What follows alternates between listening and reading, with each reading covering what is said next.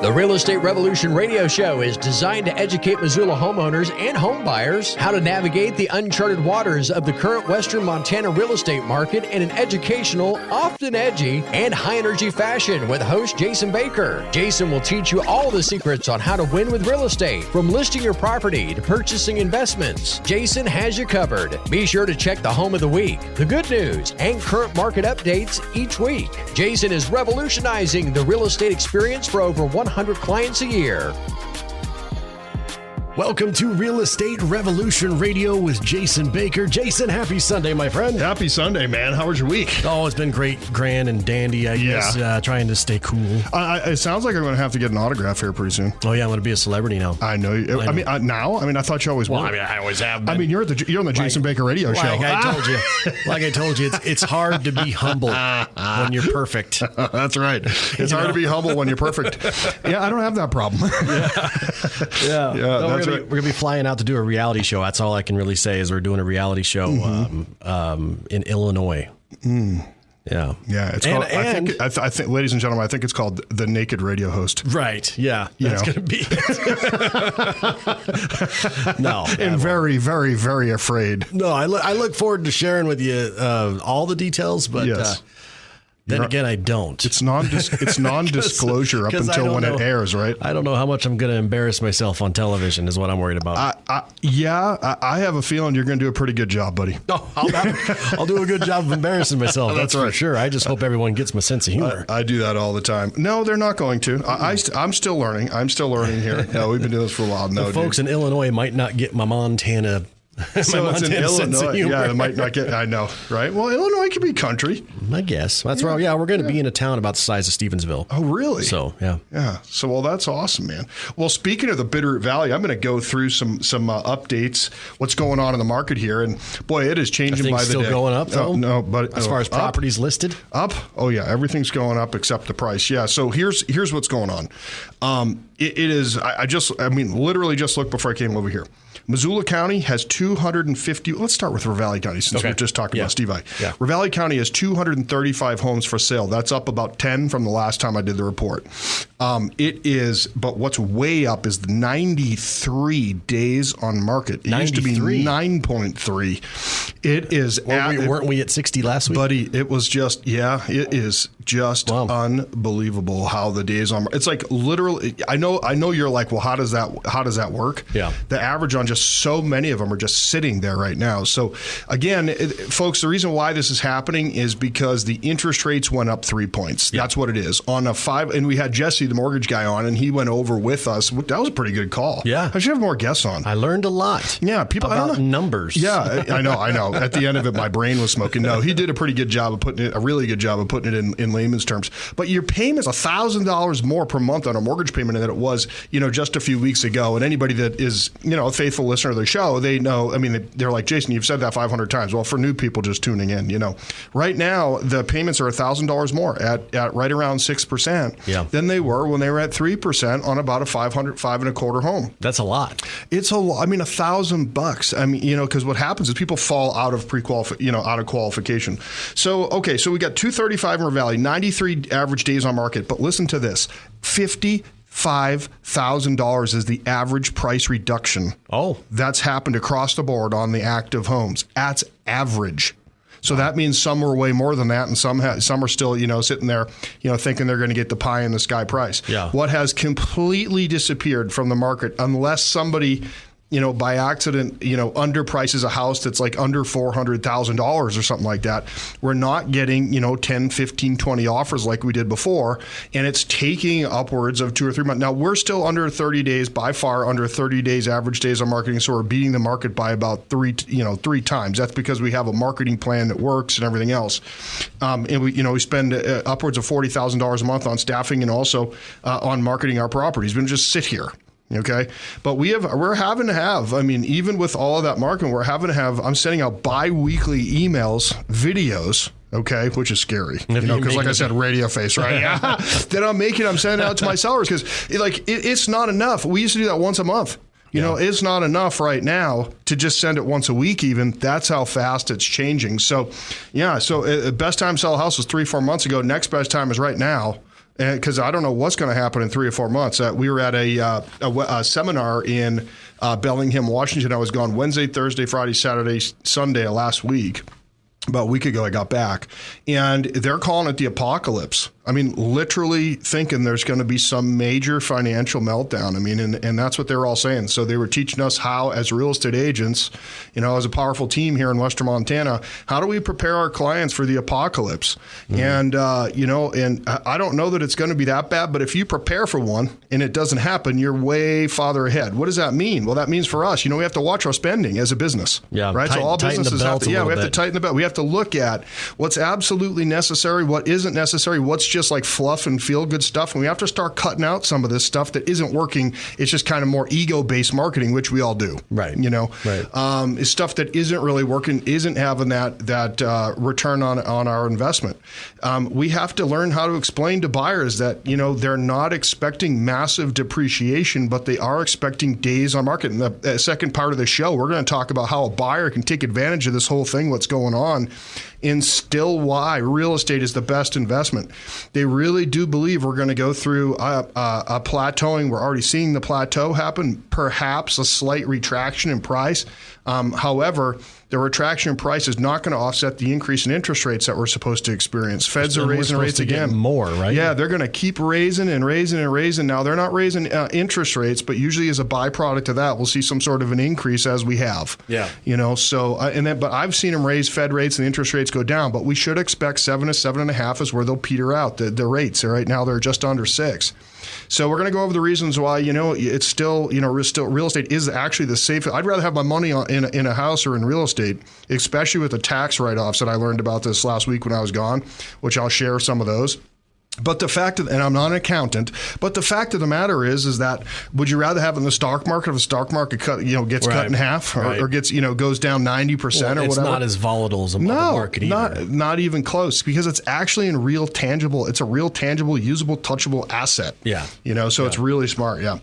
In Missoula County, we're up to 251 homes for sale. That is so far. Gosh, 3-4 months ago, we were at 60. Yeah. And then we got down to even 41 in the whole county. For sale signs are springing up like flowers. They're springing up like flowers, and we're putting a whole bunch of them out too, which is great too. We don't mind that, but we have to have different conversations with our sellers and also with our buyers right now. So $60,000 is the average price reduction in Missoula County. So Missoula County is reaching a little bit more than Ravalli County is. But that's going from that's average of $1 million homes compared to $400,000. Yeah. So so this was the mean price reduction. So if you add in all the higher end ones, it was actually $100,000 was the average price reduction. So $60,000 is the mean price reduction across the board. So you're throwing away the ones that don't have any reductions and throwing away your top 5% of the big, there was one house that was $15 million reduced down to $7.5 million or something crazy like that. Yeah. That's a haircut. We were just talking about this. I forget what property it was we were talking about. We were talking about a home that was $17 million, and they were like, "Oh, they gave it a $750,000 price cut, though." That's right. I don't like it was nothing, like more than our houses are worth, right? Yeah. So, and then 84 days is the average days on market in Missoula County. So these are creeping up. But we're going to talk about how to take advantage of this and what to really look for. There's nobody that's actually saying that we're going to lose appreciation this year. There are people who are saying we're not going to gain any. Right. So what you're seeing now is a pullback. We're talking about so we judge homes that have actually sold and closed to determine the average sale price. That's still up. But what we're seeing with what's active again is they're sitting and sitting and sitting in most cases, and then they're reducing. And why they reduce is so that they can actually get enough showings to solicit or warrant an offer. Right. So that's the thing. So how we're going to go over here in just a second. Like, how do we know? Because I want to talk about it because there are people that listen to this that are listed. In how do they know if their house is overpriced? Like, how do you tell? So I was just like, so someone emailed me this yesterday. I want to read this to the listeners. How do we have them? Okay, cool. Yeah, just to throw something at me if we got to take our first commercial. But number one, your house is underpriced if there's tons of showings still in this market and you receive multiple offers, like a ton of offers, and it's over asking price. You probably started off a little bit too low. Right. Okay. And you can't do that on purpose because what if you got an offer at full price and that was it? right? Yeah. And then you got to be ready to take that. Like, you can't say my house is 500, let's put it 300, cause a bidding war. Right. Like, you can't. It's unethical to do that, right? So the second thing is how you know you nailed the price is you get some offers within 10 to 30 days, and the offers are at, just below, or just over the asking price. So it's kind of normal. Okay. So that's how we would know there. So you're getting, there's lots of actions and an offer comes within 10 to 30 days. How you know you slightly missed the mark, slightly, I say, is you're going to have basically a few showings and no offers. You're probably it's not like crazy revolving door, but you're getting maybe 2 or 3 a week or something like that, right? And it's steady, and then no offers come in. You probably missed by about 5%. You're probably 5% too high. Okay. And then if you drastically missed, this market shift, and a lot of people are drastically missing right now, that's that $50,000 to $60,000 I'm talking about, where they're having to pull that back in order to get enough showings to get an offer. Yeah. You're probably 10% overpriced. So your real estate agent should be talking to you once or twice a week about what's going on in the market, and then you should bring that price down to where you're getting 3 to 5 showings per week under $1 million. If you're over $1 million, 2 to 3 would be about par for the course if you're priced right. That's when you know you're in the sweet spot. That's when you know you're in the sweet spot. You got to get those 5 showings a week. Yeah. Period. All right. Yeah. Well, we got some more tips that I want to hear, and I want to hear about those tax. Yeah, we're going to hear about that. You don't like paying tax? No. I want to hear about that, too. Yeah. But real quick, let's take a commercial break. We'll be back with more Real Estate Revolution Radio right after this. Hey, if you're even thinking of selling your home, well, you need to know all of your options. That's why there is one source that I look to for the best advice on the local real estate market. I'm talking about Jason Baker of Rise Realty, Montana. What's the latest news in real estate? Sean, the good news is when you have great marketing, what's happening in the market doesn't matter that much. That said, we're seeing rising interest rates that has removed approximately 30% of the buyers from the market, and that's going to continue. And we can still help get you over asking price with our amazing marketing. All right, as always, thanks for the insight. He knows how to cut through all of the talk and to give you accurate information. So call the agent I recommend. Call Jason at 552-4443. That's 552-4443. Online, JasonBakerTeam.com. That's JasonBakerTeam.com. From listing your property to purchasing investments, Jason Baker has got you covered. Time for more of the Real Estate Revolution Show. Welcome back to Real Estate Revolution Radio with Jason Baker. And Jason, we're talking about how to prepare for what we call the apocalypse. The apocalypse. Dun, yes. dun, dun, dun. And it's so smart. Like, as a business person, you should always prepare for the worst case scenario, because otherwise we're just kind of living in the ether. So my business partner, his name's Ben Kinney. He's like my brother. He's just the greatest dude. He's a co-founder of Place Inc. and the Ben Kinney team. Just big national name in real estate, and just a really good friend. Can't say enough good stuff. Most humble guy I've ever met. I spent 5 days with him, and he let me stay in his point house over in Bellingham. And I'm telling you what, after that, I want to be adopted. Right. So Ben, if you're hearing this, the paperwork's in the mail. I just FedExed over the adoption paperwork. It was beautiful.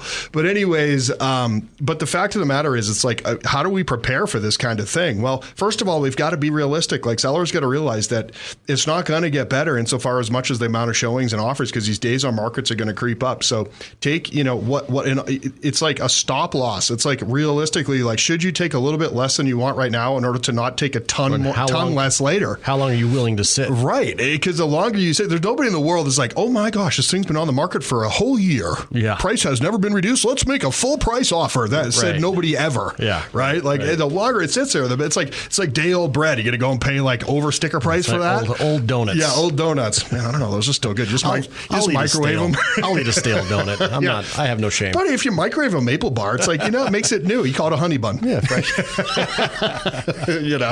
So it's crazy, but it's, just prepare and just being realistic with yourself and just watching that spending. And then, again, like that offer, you're like, no, there's no way I would have taken this 3 months ago, but it might be the very best offer that you get right now. So it might be good to do that. So you want to talk about taxes. So we were sitting at this thing, right? Yeah. And he's talking about, we'll get into the buyer side of this thing too, but one of the things that they talked about was for investors, like the safest place to park your money right now, one of them, and I'm not an investment, I'm not licensed in investments. I'm not a tax. This is just some stuff I heard. Do you want me to do an official disclaimer? Will you do a disclaimer? Yes, go ahead. Jason Becker is not a licensed Say it really, really fast. That little creepy guy at the end of the commercial. Call 1-800-244-4044. Jason doesn't know what the heck he's talking about, but here we go. Jason is not a paid spokesperson. I love it. That's right.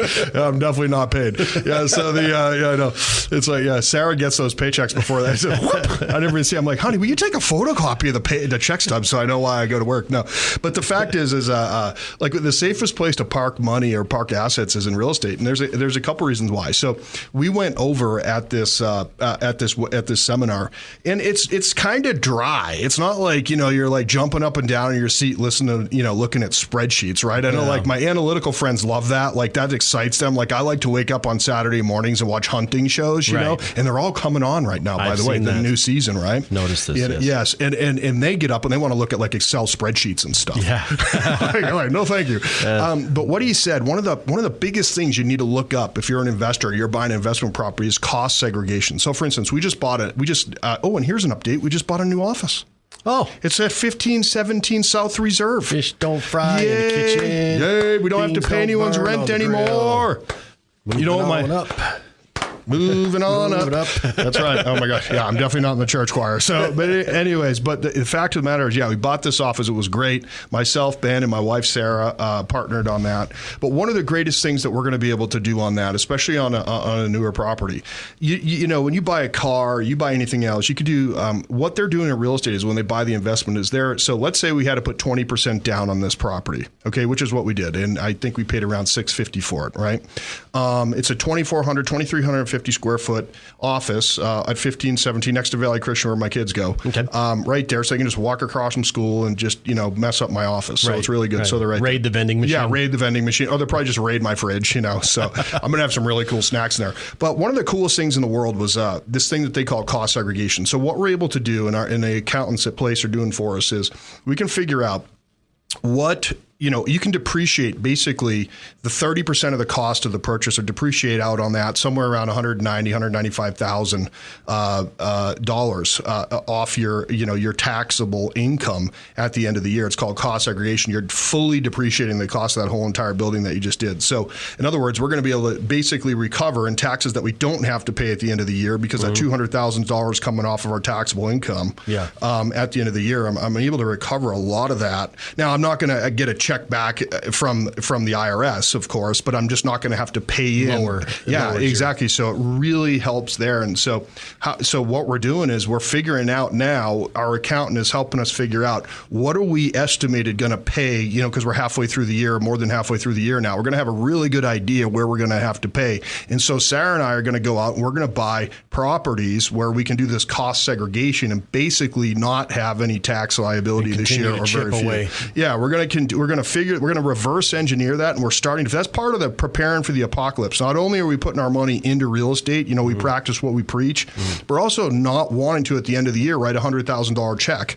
Give it to the tax man. Right. Because we've done that in the past and it stings. And so how we offset that is we have enough write-offs through cost segregation on properties that we buy where it just wipes it out. Now, do we have to take cash out of our pocket and use it as a down payment? Sure. Yeah. But would you rather put it as a down payment on a property or give it to Joe Biden? Right. Do you know what? Do you know what I'm saying? Do you think that they would do a good job? Man. Do you think they do a good job spending that money? Yeah, man. I know. Come on, man. Yeah, come on, man. Come on, man. Come on, man. Come on. Did you see how Warren fell off his bike like a couple weeks ago? I'm not laughing. You're laughing. Laughing on the inside. I know. Yeah. Does that work for commercial property and residential? It can be residential. It can be. Okay. It can't be your primary residence. It can be where you don't live. Yeah. So it's got to be. If you are investing, you're renting it out. Yeah. Yep. Are investing in a rental property. Yeah. And we have opportunities like that. If people want to hear about them, let me know. We have some properties right now that are coming up that would work really well for that kind of thing, as well as, we had Flipping Down South Boys on the show for 2 days. And we're starting to look at some of their product down there in Birmingham, Alabama, in and around that area. Birmingham's in Alabama, right? Yeah. I think that's where they said they were. Right. But we're starting to look at houses down there because you can get a $150,000 awesome house and a rental with 10% cap rate on that. So we're really starting to look at that and diversify. So diversification is really good during apocalypse, and definitely looking at how to reduce your tax burden. And a lot of we're finding around here, a lot of the accountants don't even, we're like talking Greek to them. And I'm not a super pro at this, but I'm starting to learn about it because I got hit so hard this year on my taxes. I mean, I did a double take. I mean, I almost fainted. Right. Do you know what I'm saying? And not because I was overweight. Oh, the vapors. Yeah, the vapors. Yeah. The vapors. So anyways, well, what I wanted to do now is I just want to talk about, there's so many people that are worried about whether or not they should buy right now. And I want to calm them down. I mean, there's no, they went from saying we're only supposed to have 2% appreciation per year up to 6 or 7 now. So it's estimated that house values will still slowly creep up. That's what they call a normal market, 2, 3, 4, 5%. Okay. We're back into a normal market. We're not going to have 30% appreciation, but I do not believe if a person who owns the house, that's not worth keeping the house for another year because you're going to pay your taxes and then your mortgage payments. Mm-hmm. So that's going to equal more than that. Yeah. So there's no reason if you have a house not to sell right now because it's going to go up 3 to 6%. Yeah. It's not worth it. So, but for a buyer, you're not going to lose anything. What you are going to do is you're going to get in now at a lower interest rate.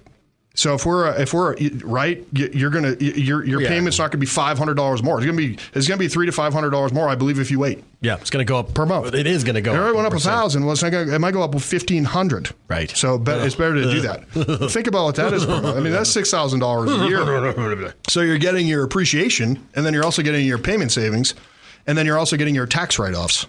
I mean, That's what it's there for. You can see every single active house, what they're doing for. And if someone wants to get sold comps in their neighborhood, just call me and I'll set you up on a market report. And every month I take a couple hours a month and I go in there and I just send sold comps out to people that are interested in their neighborhood. It. Yeah. Yeah. I mean, why am I not going to do that? Right. So the one reason why we invest in real estate, and investing could just, I don't mean buying a rental. I mean, when you buy a house, you're investing in it, hoping it goes up in value and stuff. But didn't they say that's the one, the one biggest investment that just about every American can achieve wealth with? They absolutely can. Here's how I prove that. The average net worth of a renter is $5,000.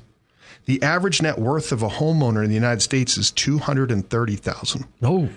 Oh, well, that makes me feel fancier. Is there anybody? I'm going to go buy some crystal glassware. I was wondering what you were just about to say right there.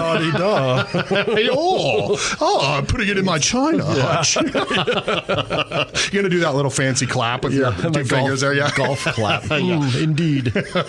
So why is that? Well, they're making sound investments right now. They're getting the appreciation. They're getting the tax write-off. Less is being, sent out. Their refunds are typically bigger at the end of the year, right? But mainly it's that equity that they're doing. So they're gaining equity. They're paying their mortgage down as they go.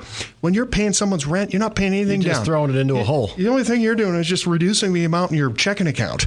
It goes towards nothing. I always felt terrible about one of my landlords when I was renting because I always knew that my check was going to her grandkids' trust fund. Yeah. And I seen her grandkids pickup. I knew what kind of vehicle he drove, and I was like, you're like, that's where my rent check went. Dude, how come he didn't come by and write you a thank you card? I know. I'm helping him pay for that pickup. They say, I know that everyone's like, oh my gosh, the interest rates went up to 6%. And I'm like, yeah, but you're paying 100% interest rate on your rent payment. That was one of the biggest driving forces for me to buy was after watching that kid drive around in the pickup that I'm paying for. You're psychologically scarred enough to scrape up a down payment. There you go. Yeah. Perfect. Exactly. So the way we become wealthy through real estate is through appreciation, through paying down the principal, through the tax benefits, and then overall the savings. Right. And it's really good. Also, what happens is we start to become, when you take a leap like that, something happens. Like mentally, like in the universe, in all the stars and the moon align. Everything starts to align. Yeah. And it's the strangest thing. Like my wife and I were so scared to go buy that farm down in Florence because when we bought it, it was probably at the upper echelon, and we knew it was going to be. We didn't know how much. It's going to be work. It's going to be work. Yeah. It's still work. I have calluses now. Well, yeah, I mean, you can't see him on the radio, but I really do. You can confirm. Oh, I'm almost a full-grown man. I know, yeah. I know. Gosh, it's unbelievable. But anyway, it's definitely something that's so important. And when you start doing that, and you have risk, and you have faith in yourself that you can go do something like this, something just clicks. Yeah. And then and you start to. It's kind of like be, do, have. Yeah. I feel like you guys had the Green Acres song playing in your head when you guys bought that house. You see how nice my hay is out there? Oh, by the way, I need someone to cut my hay because I have 20 acres of hay. But it's barley hay, oat hay. The agronomist told me to put in turnips and for the soil because it's a little rockety. Yeah, for nitrogen and also for just to make it like way more rich, nutrient rich, and radishes in there, and then also some peas. And man, I haven't had to move my irrigation pipes. Mainly because there's so many mosquitoes that I can't. But I actually went out there. It's still sopping wet from that high water we had, out there. So, man, I've got waist high barley and oat hay. If anyone wants to come cut it, I'll give them half of it. Right. You know what I mean? Yeah. Because my neighbor's baler went out. So my neighbor owns a farm there. He's got about 150 acres. Great guy. And his baler went out in his swather. Either that or he's just telling me. Yeah. You know what I mean? Yeah. That's the neighborly thing to do. Just sorry, it broke. Oh, I'll do it. Yeah. Sorry, it broke. So basically, we're letting the cows out into that field to just eat. We're just going to let them free range. There you go. Yeah, exactly. After I fix my fence. Yeah. So, what questions do you have? I mean, are you hearing anything out there from people like grumbling and rumbling or what? Well, it's the thought of, is it ever going to get to where we can get pre-qualified again for a decent, because like we said, the house prices aren't going down very much. Yeah, but that rate is going up, and so I just don't want to be stuck in my home. I'm still in my starter home, and I feel like I'm going to remain there until my kid graduates high school. Yeah, like, you're going to be like the people in the 300 to 400 range, right? Those people are always they're going to be okay through this whole thing. It's just that's the stuff that if anything's going to go up more, it's that, because there's a little more room for that to move than stuff that's like $1 million, right? Right. So because think about what the payment's the difference between a 5 or 6% interest rate and 3% on something that's $350 or $400, okay, or $4.25 is a far cry less monthly than something that's $1 million in the difference in rate there. The payment's way more there. So, but you're going to be able to, but also you're going to maybe sell for a little less than what you wanted, or maybe more than what you wanted. But you're going to be able to buy especially if you're upsizing or going up in value, you're going to be able to buy something a little bit, for probably a little bit less, because the stuff that's higher will come down faster or level faster. So me making the step into an upgrade is going to be easier? It's going to be easier for you. Oh, that's exactly what I needed to hear. Yeah, but here, one of the reasons why the days on market is going up is because the people are sitting there going, well, I'm going to get this is going to go down 50%. I'm just going to wait 6 months. No, it's not. Mm-hmm. It's not 2008 for the following reasons. We don't have liar loans out there. People aren't foreclosing right now. Right. Now, I do expect a rash of business losses. Now, we spent through that $7 trillion. The people that were living off of what they were living off of it's done. Like all this stimulus money is spent. So that's through.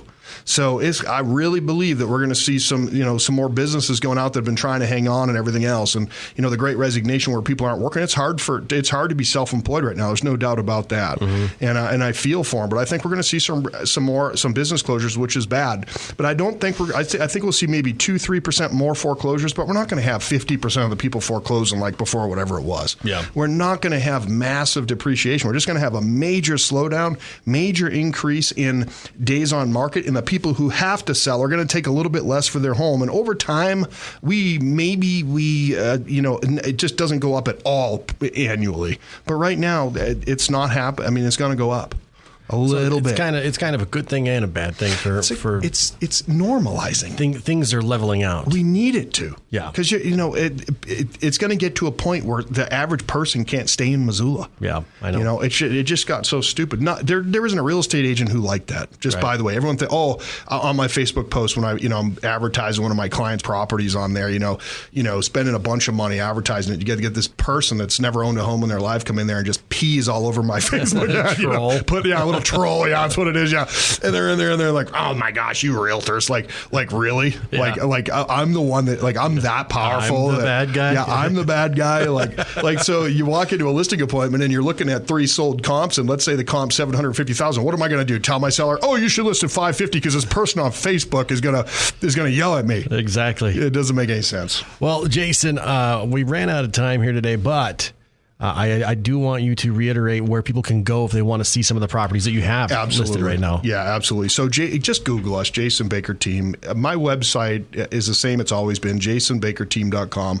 I love to talk to people, so you can call me 406-552-4443, or on the website or Google me. Just click one of those buttons. It'll come right to me. Y'all do such a good job with the pictures that you don't even need to really do a showing. Yeah, right. Just go walk through the Matterport. Yeah, exactly. Yeah, for sure. So, but we're just so grateful for everybody listening. If you need anything, please reach out. And if you missed any of our previous episodes or any of this episode, you can log on to newstalkkgvo.com and listen to all Real Estate Revolution Radio on demand. Until next Sunday, thank you, Jason. Yeah, buddy.